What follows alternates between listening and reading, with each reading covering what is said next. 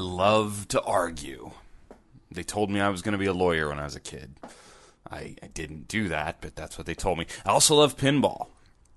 So when you combine the two, it's fun.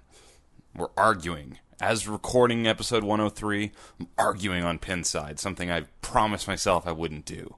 It's bad for business. Anyway, episode 103. Let's go.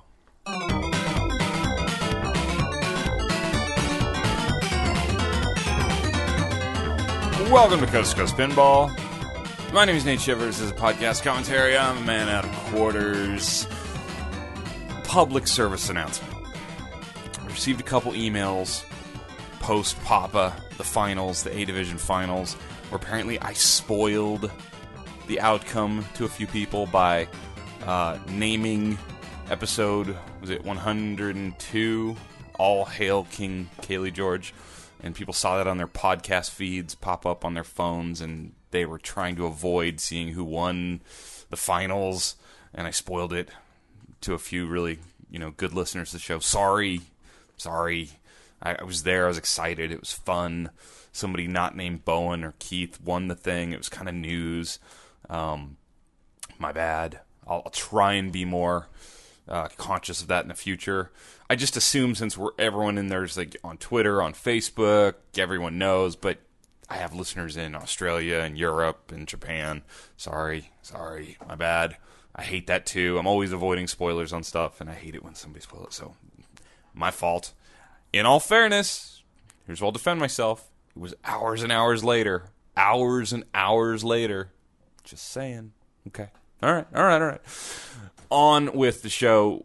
Thanks for joining me. We're coming to you not live from San Diego, California. Back on the West Coast. The West Coast, the best coast, as they say. It's Friday, August 22nd. It's beautiful out. It's still daylight. I don't normally do this show in the daytime. It feels weird.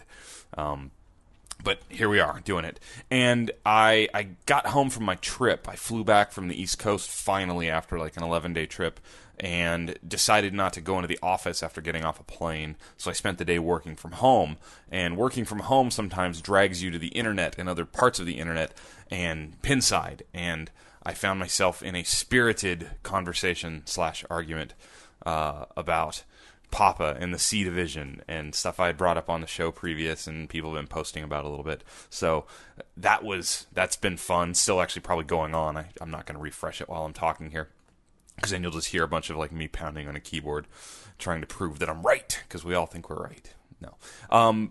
So the crux of the discussion, if you're not following this thread on Pinside, which I'm going to guess the majority of you listening are not following this, I have been of the opinion after going to Papa 17 and playing in both the C Division and the B Division that there were some players playing in the C Division who I felt both experience-wise, like, clearly they had played in a lot of pinball tournaments, and upon further research into their IFPA profiles, they had played in a lot of pinball tournaments, and just skill level. I watched these guys play.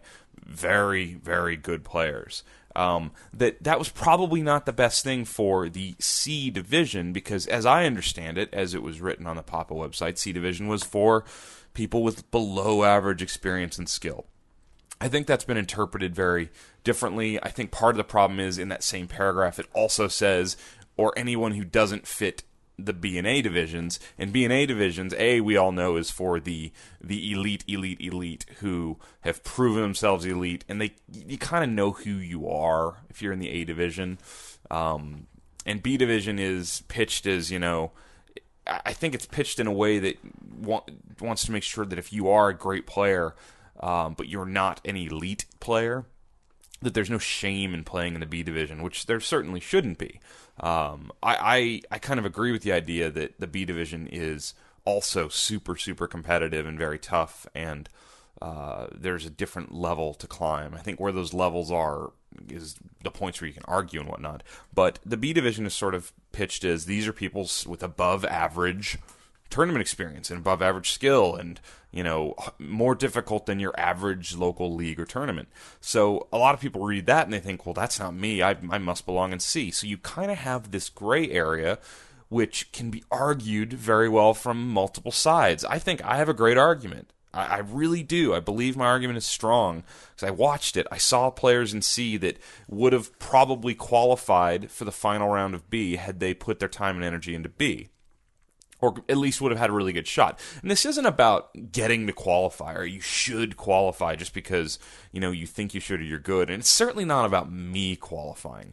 I am not a, quote, competitive pinball player. I would not list that as one of the top 20 things in my life that is part of me as a competitive pinball player.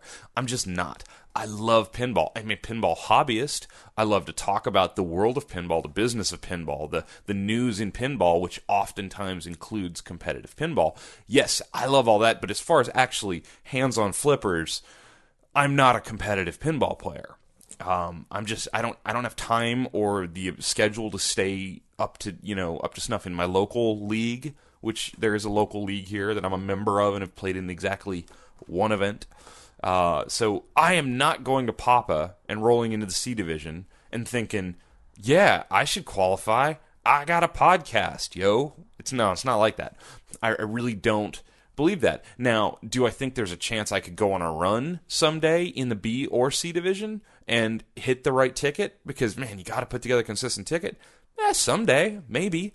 Maybe the more I play, the more I get to. Sure. But that's not what my argument stems from. It just isn't. I felt very little disappointment in the fact that I couldn't put up much of a ticket because I was there to experience it, to learn. I just saw some people playing in C that had mad skills with flippers, like really advanced level skills with flippers, also knew the games very well, clearly knew the rules inside out, and were at such a different level than, I'll say, the bottom half of the C division, and would have fit in really good with what I saw in the B division. A lot of the tickets that qualified in the B division happened late in the B division. If you look at the numbers, it's kind of a mishmash. There's definitely some early ones, but a lot of those tickets were late, and I was watching a lot of that very closely because I was putting in tickets. I had bought, I think I bought 6 tickets in the B division, and I kept fooling myself by putting up really good scores on a game and then just the whole rest of the ticket sucked, or putting up a 0 and then putting up a good score because I knew it kind of didn't matter. I did that a bunch. So I watched a lot of play, and I will tell you, the top few guys that I saw, and I stood right behind Jack Benson when he put up a really high score on, I believe it was Batman Dark Knight, which I don't even know if that was on his qualifying ticket, but he put up, like, at the time, the top score. That guy can play pinball. Yeah, he works at Stern and all that, and I wasn't even going to bring all that up because I don't think that's fair to him on some level too, because what he does for a living, it's like the Lyman Sheets thing. Yeah, he programs these games, he works in these games, but you still got to go play them. You could be the best pinball designer or programmer in the world and get slaughtered when you go play, Bo and Karen's in pinball. So I don't think that should be held against anybody that, oh, he works for Stern. And I had an email asking, what do you think of someone who's programming pinball playing in these tournaments? Well, I think that's fine. I think it's good. I think it's great that the community has people who both work in it and play in it.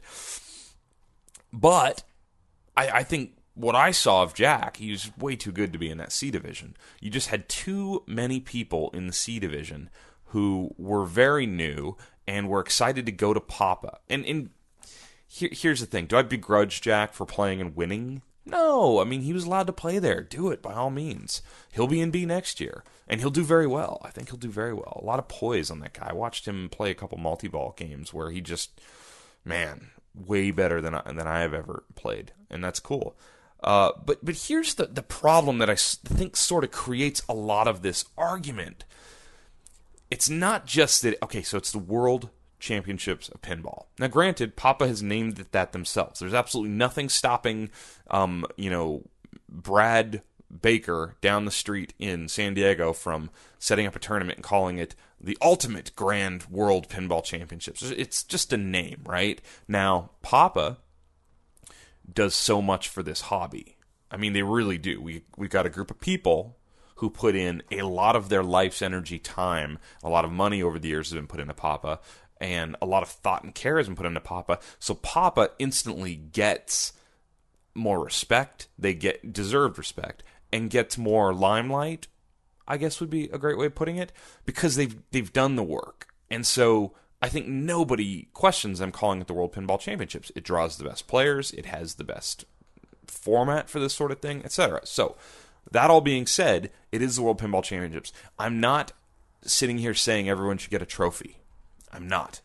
I think it's good to lose. Losing teaches you stuff. Losing teaches you that maybe you need to work harder. Maybe you just aren't as skilled as someone. Hey man, I played all sorts of sports growing up, and I had a lot of success. I also remember getting to like the next level, like going to state all-stars, and realizing, oh my gosh, I worked so hard all year at this, and I'm not even like in the top 50% of the players here. Because I didn't have the skill, and sometimes that's the cold hard reality, but that's life. So I'm not saying we should all get a trophy. What I am saying, with Papa having this collection of machines, and it is the greatest collection of pinball machines in the world, and with them having this limited opportunity to show it off, and two of those opportunities both have, the two of them, they both have giant tournaments at them. And the Papa tournament being the one where there's the most kind of space and free games available, because Pinburgh's sort of a different thing altogether. But with Papa being as it is, you get a lot of casual hobbyists. You get a lot of quote-unquote non-competitive players, pinball players still, but non-competitive players showing up. And there's a giant focus on the tournament when you get there. So that people will play in the tournament. And you have multiple divisions to sort people out. And by having a low division, the C division, that has a lower cost of entry, it should have a lower skill requirement. And they know that. Papa's done that. I'm certainly not saying that Papa isn't aware of this or hasn't done things to be aware of this. But at the same time, Papa also has very involved players who are competitive pinball players. So there's a balancing act between Papa wanting to bring in the new people, the people who will support pinball over the next 10, 20 years, who will buy games, who will support arcades, support the hobby, be on Pinside, grow this thing. You want to support those people and give them a chance to compete because, hey, if you're going to do multiple divisions, that's what you're doing.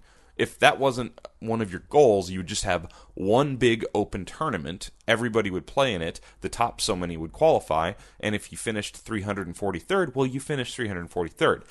That's not what they choose to do. They choose to have multiple divisions. We've pulled the elites out. We have the advanced. And then there's this C group. What is the C group? That's the question. I think for some players who are really into pinball and have dreams of someday being in the A division and having people cheering for them when they make the crazy save, those people see C division as a training ground. That's where they're going to train and build experience in this competitive world of pinball with the stakes are on, where every single time you plunge a ball it matters because you have to put together a ticket of 5 games that all matter if you want to qualify to get to those high pressure tense finals. So the C is the training ground, and so players get defensive of that C division. Good players, top 500 players who are currently this year would have been the 400 through 500, and even there's lots of people ranked 1,000 that are fantastic players. Those players are defensive of C because they want to be able to play in C to train and learn, and if they've never been able to put together that really tough to do full ticket of qualifying entries where you have, a good score of 5 scores combined. If they've never been able to do that in C, they don't want to be forced out and put into B because they think, well, if I couldn't do it in C, I'll never do it in B, and it's horrible. And that's a valid argument. I'm not saying that that's not valid. It's totally valid. My argument kind of goes the other way because I guess part of me thinks that those players, those guys who are really defending C because they're going every year and it's their division right now and someday they'll be in B and then someday they'll be in A. Those players, we kind of already got them. Like, they're there. They're going to keep coming back, and they are probably the ones most likely to leave Pittsburgh and go back to their games at home and their games on route locally and their local leagues and tournaments and really practice and really focus and try and get better because when they come back next year, they want to win. And that's awesome. We got them. What I'm more concerned about is the people we don't have yet, or the people who are borderline. Talking to Don from the Pinball Podcast, this is another guy who spends a lot of time putting his effort and his knowledge and his just love for the game into an audio show for people to listen to that want to spend their free time listening about the hobby they love. Don came And Don and I did a little bit on episode 10, that was 102. Don seemed completely uninterested in the tournament side of pinball. He wasn't really that into it. I think he put in one entry in C and one entry in B just to try them both out. He wasn't sitting there all day, like getting back in line, playing over and over. It's not really, just wasn't all that interesting to him. And there's a big group of players sort of in that realm that they're sort of interested. They're interested enough to try once, but when they see maybe either how difficult it is, how competitive it might be, or all the other reasons why it's a little daunting, then they shy away from it. And maybe, and Don, I think, runs his local league in Albuquerque, but he gets to the biggest tournament in the world, and he only puts in one entry. Why? I mean, I don't know. I'm not going to speak for Don, but I'm just saying why.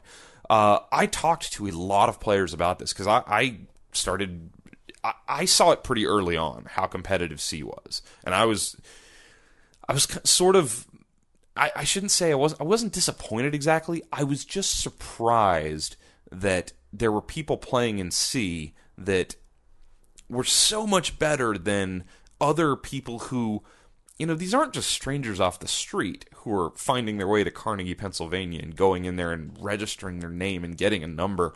These people are, for the most part, into pinball on some level.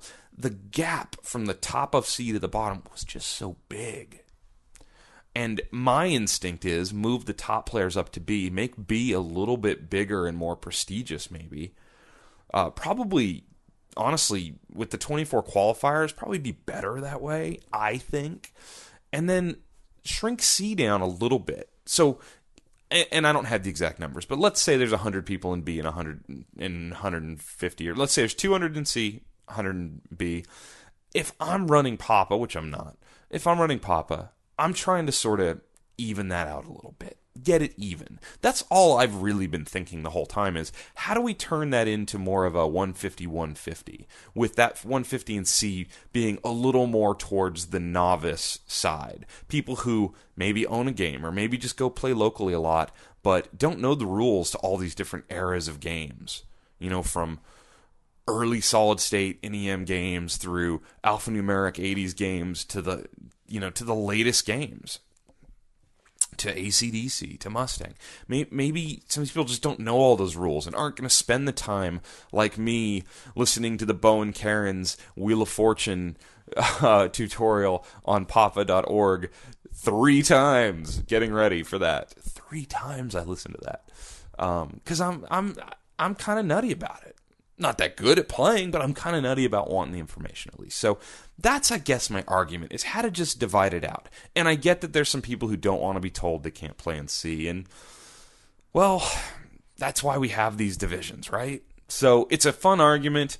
I don't love that it sometimes gets contentious, because I think a lot of times I'm typing something snarky with a smile, and the person reading it is just like, oh, arrogant dude from podcast is saying something at me. He's a jerk. So sorry, I'm not trying to be a jerk. I get excited about stuff. And I'm at home on a Friday, which is weird. I should be at work, but I flew this morning, and I don't know. So that's kind of where I'm at. I've got a ton of email on this. We're going to read some mailbag questions here in a little while. But I struck a chord with some people for sure, both good and bad. So we'll get into that in a little bit. But I love the fact, though, that Mark and Bowen and Doug and these guys are actually on Pinside reading all of this, listening to it. I feel a little weird because I talk about all this stuff so much, like throwing like direct emails on what I think should be done. So I've said my piece. It's pretty much known where I'm at. Mark has already responded with some things that they're looking at. Said they're probably going to rewrite the C Division description. They're going to continue to use Whopper points, but they won't use number of tournaments as a thing. And I don't know if that's directed towards my idea of if you have a certain amount of entries, you shouldn't be in the C Division. I only say that because it's written as the experience thing. So I think that what we'll probably see, just guessing based on Mark's reply in that thread, is that they will take away the average number of thing, and they're going to really try and weight it more towards your results, make it more results based, which is cool too. I think that there's nothing wrong with that. It's such an arbitrary number, and how do you pick the right number? They put in these new new numbers this year where the top 100 needed to be an A and the top 399 B or above, and I think that was a great move, obviously, because I think there was a little bit of history where we had guys who had played in the A division, then went into C a couple years later, and that really upset some people in the last couple years, which is pretty well documented. So, in any case, I'm sure we will see some changes. I think that the instincts of the folks at Papa is generally really good. So it's not, they certainly don't need me to give some great, epiphany opinion that's they're all going to go, oh, look, that dude's right, or any other single player. I don't think it's like that. It's more of a general feel. They're going to look at it. They have a lot of other things on their plate. The idea of a D division has been brought up a lot, and while I don't dislike the idea of a D division, I do know that watching some of these scorekeepers who are at Papa work like 4, 6, 8 hours just scoring all day long. I think when you see that, you start thinking, do they really need another D division? Do they have the space for it? I don't know if they have the space to add another division. Mark had said they might use the seniors and juniors bank of games for a D division. Well, what's the D division? Is it people who've never been to Papa before? Is it people who are ranked below 5,000? Is it what is it? Is it a no money division? I mean, there's a million different ways. I think if you could just even out that B and C a little bit, and I think maybe even making the B division a little higher profile as far as, and part of the problem here, honestly, is that we call it the A, B, and C division, because anything below A is just sort of all below A. If you had cool, fun names for the divisions, maybe it wouldn't be like this. But if the B division was really a bigger thing to win, then I think you'd have some of those top players in C probably think, oh, well, I want to try and be in that. But as it is, winning B and winning C, a little money difference. But to the outside world, I don't know that it matters at all. And hey, man, it's only pinball. We're talking about a pinball tournament here, right?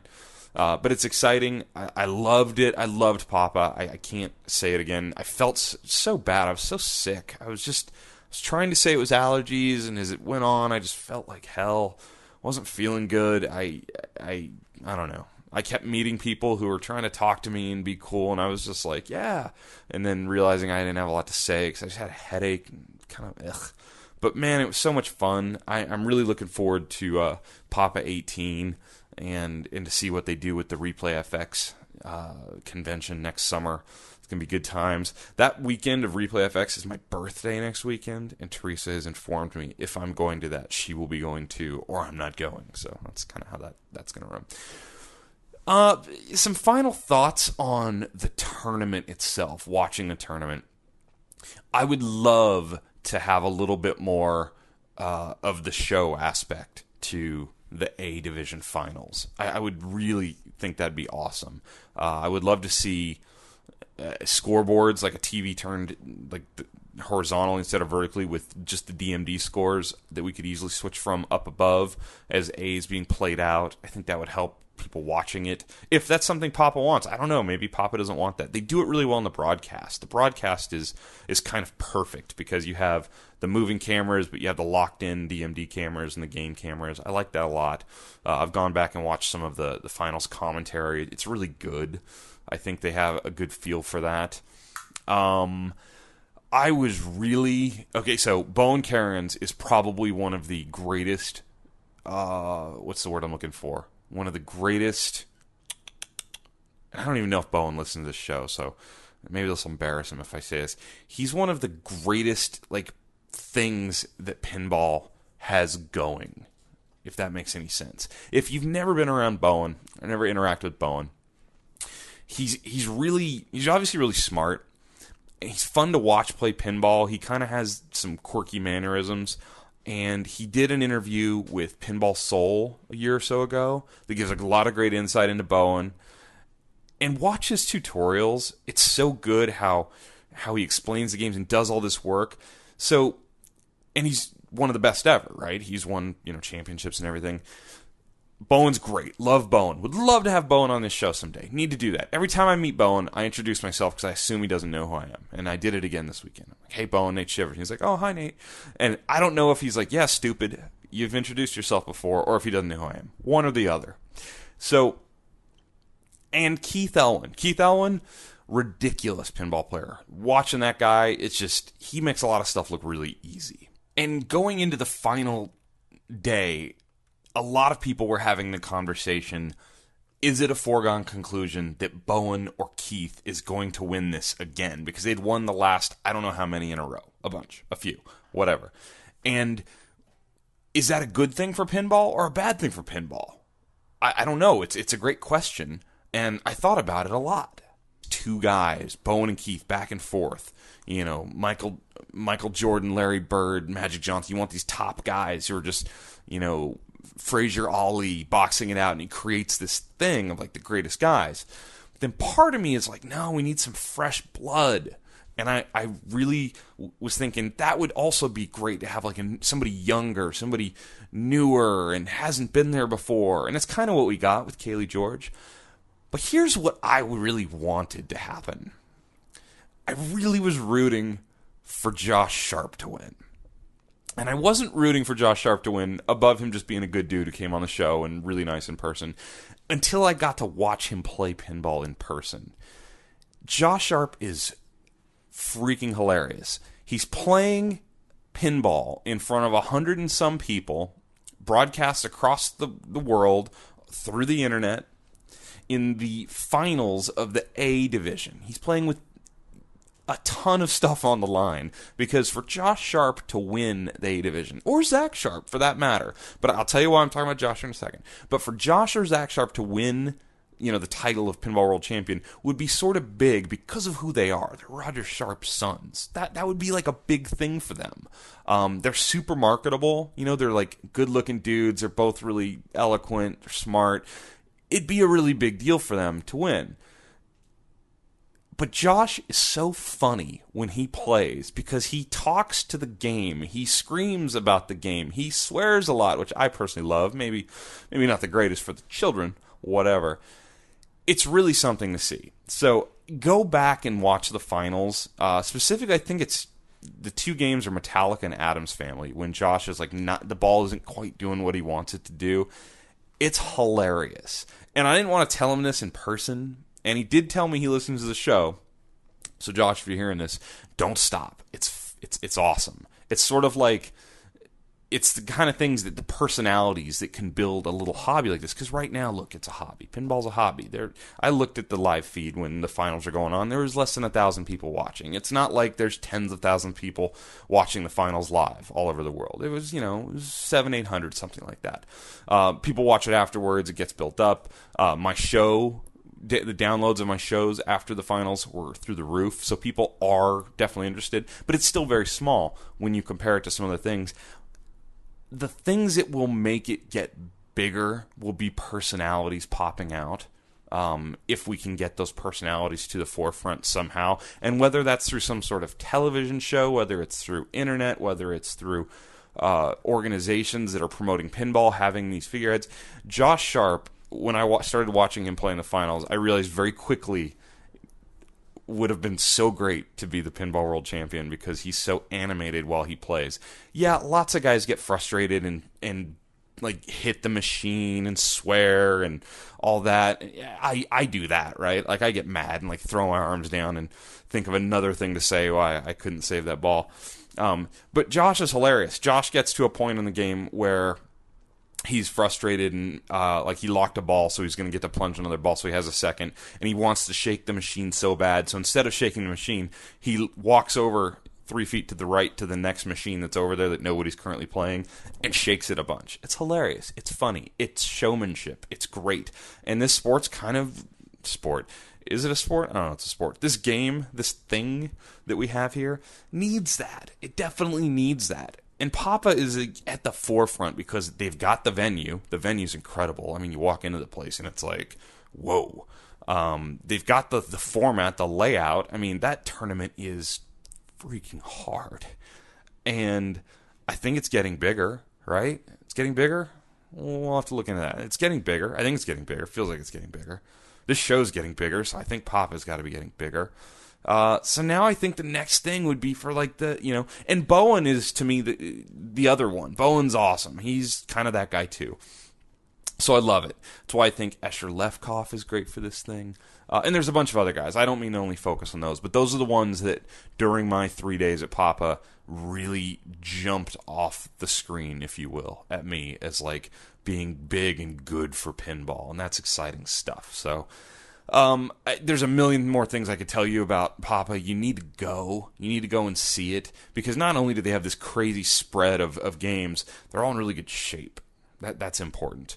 Other thoughts from the finals that popped up to me? I'm a little scattered here. Sorry, I'm not working off notes. Need the sound turned up on the finals games. Definitely would be great to have the sound piped through a PA system so we could like really hear it and have it going. And I think that would be awesome for watching it. And I think players playing the games should have the sound, especially in the finals, kind of in their face as the game's like throwing call-outs at you. I think that's part of the experience of playing the game. I think that would be really good. Because it was a little weird being in the Papa headquarters on the final games, and they're playing Metallica, and you can't hear any of it really, other than just flippers. I think we need the sound turned up on these things. That would be really good. And again, thanks to Papa for putting the effort out, really for the players of doing the tutorials. Bowen, I know Keith Elwin did a tutorial on a game that I watched this year, and I don't know when these were all recorded. Some of them were very recent. But a lot of the C Division games had walkthrough tutorials, which they don't have to do. They do not have to do that. But they do it because it helps players better understand what they're getting into, and the research is there and available for you. And there's only a few people in the world who I think could sit there and play a pinball machine with the camera on and talk about all the shots they're doing, why they're doing it, how they score, and go through it. And then play it well enough to actually, make it worthwhile. Like, I could sit here, I'm standing in front of my Tales from the Crypt, I could sit here and explain all the modes and how the scoring works, but I couldn't play it and hit all those modes and do it all at the same time wearing a headset microphone. But Bowen Cairns, he can do it, so it's pretty awesome. I really also liked, one other thing is, who did it? It was Adam Lefkoff and Kaylee George, I believe, have a video on the Papa site of Kaylee's qualifying attempt on Pirates of the Caribbean from last year, and it's done after the fact where they're just watching the video and discussing the strategy of why he did it. More of that, please. That was awesome. I think that should be something just every year they try and bang out some of those going into the tournaments or post Papa or something, being able to sit down with these players and look back at the tape and talk about it, because that's another great way to really show off the strategies of these games and help out people get better at the competitive side of pinball. And I just think that little things like that, Papa doesn't get the credit they deserve for how much value they're adding to the pinball community, hobby, etc. So There's my soapbox. I'm gonna jump off it and kick this soapbox up to Canada. Hey.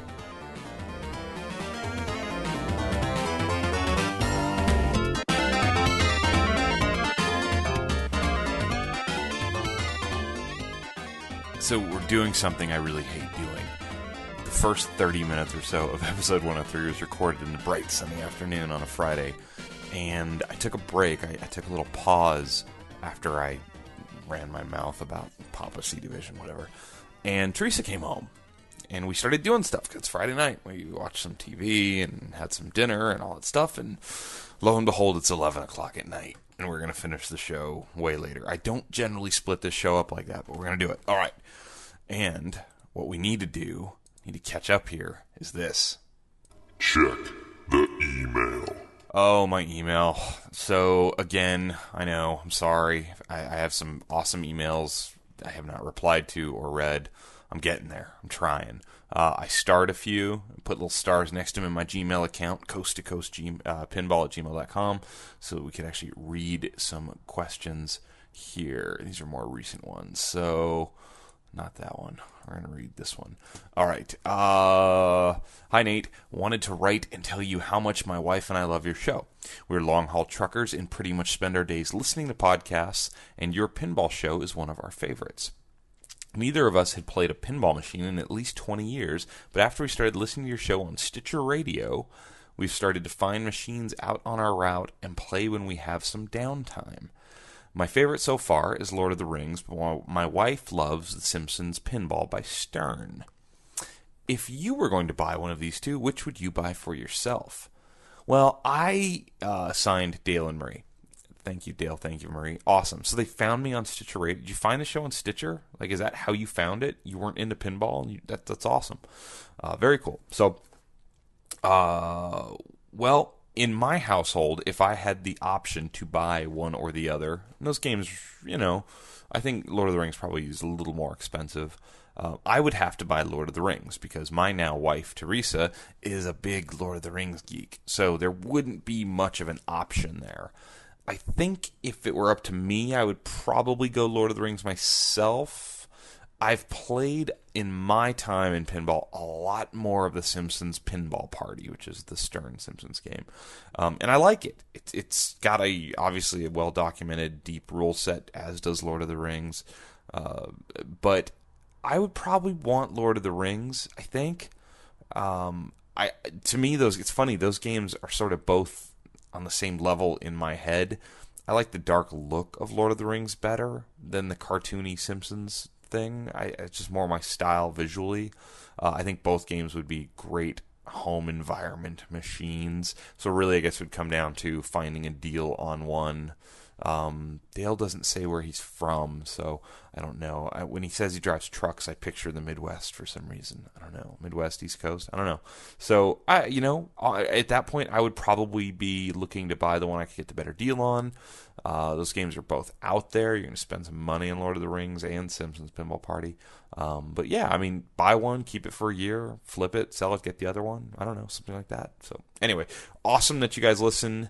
Drive safely. Appreciate that. Thank you very much. Let's see here.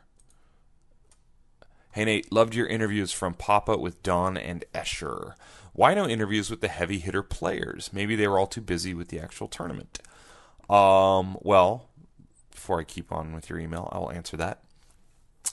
I was sick. I wasn't feeling well. And I just didn't have it in me a lot of the times when I had opportunities to, like, pull out the recorder or bother people who were... And oftentimes those heavy hitter players were honestly playing or getting ready to play or watching their friends play all the way through, it seemed like. And I just didn't... It just didn't feel right. Sometimes it doesn't... The moment isn't correct to be like... Hey, Bowen, want to sit over in the corner and talk into my microphone with me? Sometimes it is, and it's cool, but I had planned on it, honestly. I really had planned on it. And I just was in not a great spirit because I was so mad that I wasn't feeling well. Kind of bummed me out. And I had a lot of work to do after the Papa event, too. So I was just really bummed, and I wasn't getting enough rest. So that may be why I didn't get enough of that. We will try harder next time, I promise. All right, moving on with this email. This is emails from Eric, by the way. I know really early on in Coast to Coast you stated that you would be leaning away from doing lots of interviews with the show, as at the time Pinball Soul was going strong, Spooky Pinball does one almost every month, and the old Topcast shows sort of stood on their own. But I love your interview shows. Clay and Josh Sharp were two of my all-time favorite shows, and I would really love to see you do more. I hope you don't mind I put together a wish list. No, Eric, I don't mind. Let's read your wish list. His list starts out with John Papaduke. I'm working on it. Next, new Papa champion Kaylee George is on here. I think he put this list together after Kaylee won the big one. Working on it. Gary Stern. Gary was on the show real briefly. I don't know if Gary would do a full interview with me. I'm not sure if he's up for that or not. I think he's a busy dude, and I don't know. That would be interesting. I'd have to really do my homework because there's a lot you could cover with Gary, and I wouldn't want to just, make jokes about, so what's the next theme, Gary? Bowen Cairns, I know Pinball Soul did one, but I'd like to hear your take on that interview. I agree. I'd like to interview Bowen. That'd be good. Mark Steinman. I've talked to Mark about doing that. I screwed that up. I was trying. The Highway Pinball Crew. It's a great idea. I'd like to do that. The Dutch Pinball Crew. I have actually emailed back and forth with the gentleman at Dutch Pinball, and I think the language barrier worried them a little bit about doing a phone interview. Something like that came up. But Expo is going to give me a lot of opportunity, and I will not be sick. I will not do it. Eric finishes out his email. Just some thoughts. Can't wait for the next episode. And thanks again for the stickers with my t-shirt. 5 balls is cheating. Thank you for buying a t-shirt, Eric. Appreciate that. Yeah, I will try. There's going to be a lot of opportunities for, if not full length, 30 minute to an hour long episodes, at least some quick hit, like 10, 15 minutes or less. I kind of like that too for the show, just jumping between people. I think it's fun to listen to. I've liked some of the stuff we've done at shows.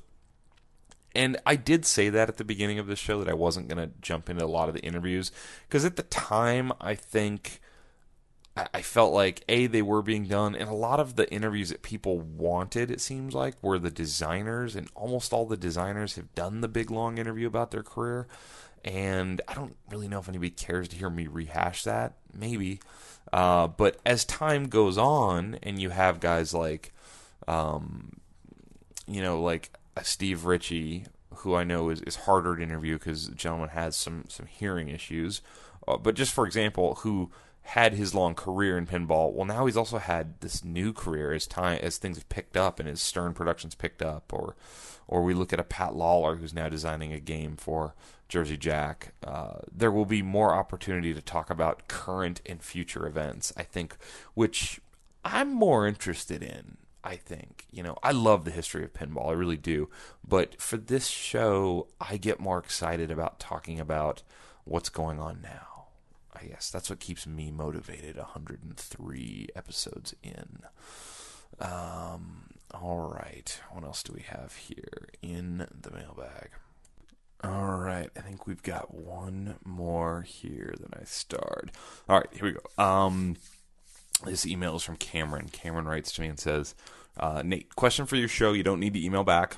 Don't worry, I won't. Are you surprised we haven't seen more of a crash in prices after they shot up in the last few years? What goes up comes down, correct? I still feel like people are holding out for ridiculous money on games that just aren't worth it. Thanks, Cameron. Well, I would have to go do some more in-depth analysis, so to speak, of pricing. I have seen prices definitely soften here and there. As far as crashing down, I don't see a crash because I feel like the interest in pinball is still growing, still going up, not down yet. I think everyone's big concern is with projects like Medieval Madness Remake and Stern continuing to, build more AC/DC versions. Still building Metallica's. Star Trek was a hit, and then you have some of the boutique builds, as they say, or the low run number, low quantity build games. That there would be so much of that going on that it would pull so much of the money out of the hobby that used game prices would have to crash because there was less money going around. There's less space. Space is an issue too. I think that it's easy to find yourself on a place like Pinside and see lists of people interested in a game, see people selling and trading games, and forget that as big as Pinside is for our hobby, because it is kind of the central communications hub for pinball as a hobby. It absolutely is. There's still a lot of people who are into pinball, who are excited about games when they come out, who maybe just follow Stern on Facebook, and they don't really get into message boards and whatnot, or they go to Pinside just to read, ratings and reviews. There's a lot of people out there who don't post on message boards, and they're buying games. A lot of games are sold to people who are not, kind of letting you know every time they buy a game. So, in fact, every time I've sold a game in the past few years, I got the vibe that these people were really into pinball, but the only kind of outreach to pinball they had was looking on eBay and Craigslist and putting games in their house and playing it, or maybe playing it a local thing. So it's bigger than you realize maybe, and there's still a lot of interest in the used games, some of the older games. And theme is very important, and I don't mean by like theme driving a price of a game up, but just which game it is very important. And that's why I like to do the going up, going down segments, because it is interesting watching trends in certain specific games And sometimes you have whole eras of games, like where System 11's got hot, and that kind of happens inside the hobby and the community. So I'm not really surprised because I still feel like there's a lot of people into it. I do notice already, though, that you can get deals on, there's a Metallica Pro that a Pinsider was promoting here in California that if I had the money just to burn right now, I probably would have gone and bought this weekend. They were selling it, I thought, very affordably because they're trying to get an Iron Man. And I read that thread and I was drooling because it was a really good looking Pro that had some upgrades in it. And it was only just over $4,000. So there's deals to be had out there if you're patient. I think there always has been. The base price of everything did shift up. There's been some things falling back to earth, and we can go back into that more again on a future show. It seems to always get a lot of email and response when we talk about pricing of games, because that's stuff that directly affects you. And I know that there's a lot of people listening to this show that probably aren't as interested in the competitive stuff and the tournament stuff, because that's not why they're into pinball. They're into it for the games and playing at home, and they don't care about scoring 1 billion points. They just want to kind of see all the features in the game and enjoy playing it. So I try and talk about both, because I think both are very important to growing pinball and having more people excited about pinball. On a side note, when I was in New York City last week or a week and a half ago, whenever it was, and I went to Modern Pinball the evening that I did, the place was packed. I mean, there was a lot. I mean, I won't say it wasn't overrun with people, but there was, I probably got there like 7 o'clock on a weeknight. There was 20 people in there playing pinball. It's awesome. So that's really good. And I think that bodes well for that.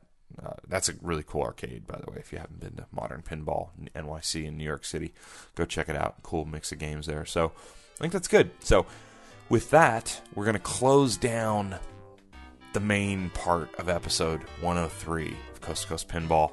Appreciate the support, everyone. T-shirts are on the website. You can email me, coasttocoastpinball@gmail.com.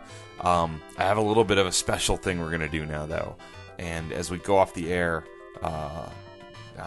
we'll come right back with something else. So until next time, play some pinball and take care.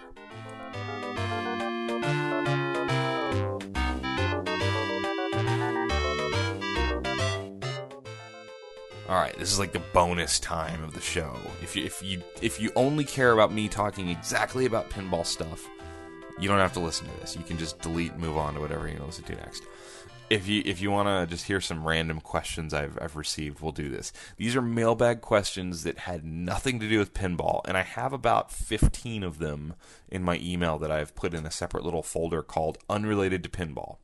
And I'm going to pick a few out here and there when I feel like it and answer them. And some of these are months and months old, some of these are really new. So let me get into my Unrelated to Pinball folder. Hey Nate, love the show. I recently sold my Tron pinball machine to buy a really beat up Ultima. I think it might be the dumbest thing I have ever done in my life. What is the dumbest thing you've ever done?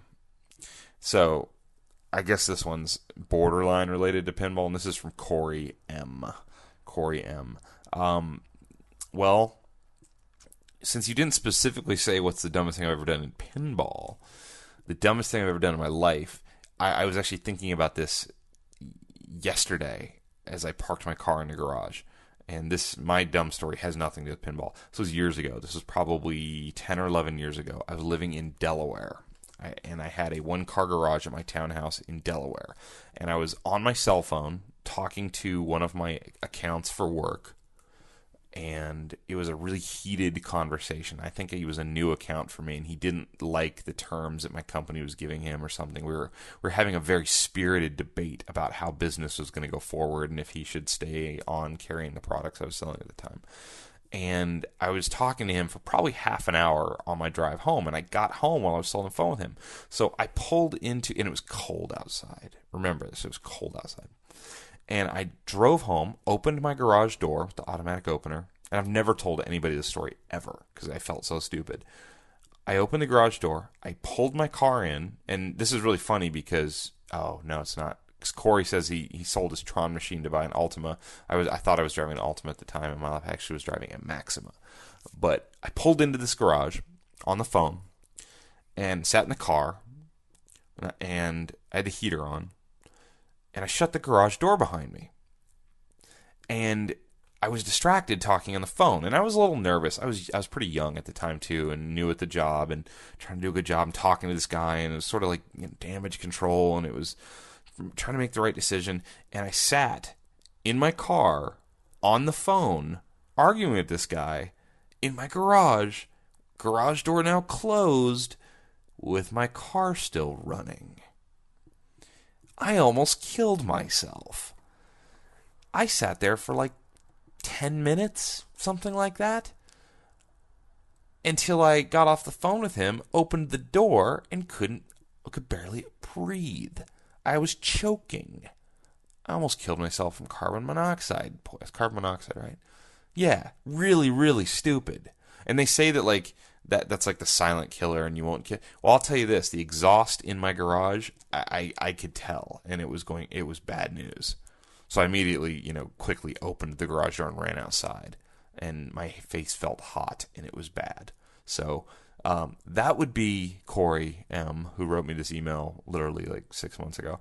The dumbest thing I've ever done. Really, really dumb. So anyway, here, next in my not related to pinball email. Oh, hold on. It was actually attached to the Corey one, because I think these are Facebook posts. Oh, no, this is recent. Nate, you have to tell us how you proposed to Teresa. You're a lucky guy. Congratulations. How I proposed to Teresa. Well, I don't know if I told the story on the show or not at all. Teresa and I have been together a long time, and we've talked about getting married and how we probably needed to get married and yada, yada, yada, yada. So I actually have been considering popping the question, proposing to her for months now. And I was just waiting for the timing to be right. I didn't want to force it. We weren't in a hurry. I think we both knew when and when we did get married, we wouldn't be doing a big, huge ceremony, because honestly, both of us had been married once before. So we were going to be low-key about it. And it was the week of my birthday and her birthday. And I just realized that what I wanted for our birthdays was to, be official and get married. So I won't get into all the details because they're private, but on Sunday morning before her birthday, we were laying in bed, and I just reached out from under the pillow that I was holding her ring in my hand. I reached out and just said, I wanted you to marry me. And she said, yes, of course I'll marry you. And then on Wednesday, 3 days later, we got married. So it was pretty awesome. So it was perfect for us. So there you go, Mikey. That is how I proposed. Very, very casual, low-key. All right, one more of these, and then we'll end this show. Not related to pinball. What is this? Okay. Hey, Nate, big fan of your show, but I wanted to ask you a question slightly off topic. You probably won't want to read this on the show. little does he know. But if you have any advice, that would be much appreciated. I'm about to graduate college at Penn State, and I have no clue what to do afterwards. My family lives outside of Philadelphia in a town called King of Prussia. I actually know King of Prussia very well. And they assume I'm going to come back to the area and find a job locally, or at least attend grad school in the area. My degree is in business. I kind of want to leave not just PA, but possibly the East Coast, but I'm worried about how my family will react. I thought, since you seem like a younger guy who is in a great job that he likes, I would ask you how you got into your line of work, in hopes that it might spark an idea for me, because I literally have nothing planned other than maybe grad school. Thanks again, Adam. So Adam sent me this back in April. Yeah. 4/10/14. And I replied to Adam, like long form reply to Adam, because if you catch me in the right moment, I'll just write a book. But I thought this would be fun to use at some point on the show. And remember, if you're here for pinball right now, you're in the wrong spot. My line of work. So I work in guitars. I am a regional sales manager for the largest acoustic guitar company in the country, Taylor Guitars. Amazing company. So proud to work for them. I have worked in musical instruments of some sort for most of my adult life. I went to work at Guitar Center when I was 17 years old in July of 2000. No, July of 19. I'm older than that. Hold on. July of 1997. I was about to turn 18 years old. I was just starting college in a few weeks, and I decided to get a job to earn a little extra money. My dad at the time was quite upset with me for taking what ended up being a full-time job because he thought it would distract me from college, which it did. And I worked at that Guitar Center for 3.5 years. I left. I played in bands. I was, into guitar, played in bands, kept going to school. Left that job because I was trying to focus on school. My band got a small record deal, so I went on a tour with my band for like 3 months on the road in a big motorhome, and we all quit our jobs and quit school for me, which was really horrible to my parents. And we did it. We put out a couple albums. Wasn't big, wasn't major, indie label. Label folded while we were on the road, actually. It was awesome. And I came back, went back to work in another guitar store, worked in guitar stores. I met a sales rep for a guitar amplifier company one day. I was 23 years old. I was 22, about to turn 23. And I was talking to him one day, and I was just the sales guy in the store, probably making like $12 an hour or whatever. And I said to this guy, so, do you like your job? Like, do you like doing what you do? Because he was from Los Angeles, and he was out in Phoenix, where I was living at the time, working, repping for his company.